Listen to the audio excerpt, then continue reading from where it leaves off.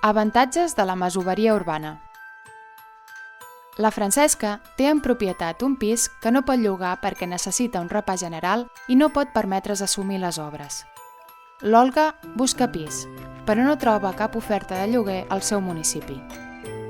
Gràcies a la masovera, l'Olga s'ha posat en contacte amb la Francesca i han arribat a un acord. L'Olga viurà al pis de la Francesca durant el temps que elles acordin i es farà càrrec de les reformes que calguin. Un lloc que cuidarà com si fos casa seva, perquè serà casa seva. Aquí tothom hi guanya. La Francesca arregla el seu pis i l'Olga troba un lloc on viure. La masoveria urbana fomenta la reactivació d'oferta immobiliària, el bon ús i manteniment dels habitatges entre les persones inquilines, l'adaptació dels habitatges per a persones amb diversitat funcional, la lluita contra la despoblació de zones rurals i nuclis antics de ciutats, la millora de l'eficiència energètica dels habitatges i l'ús d'energies renovables.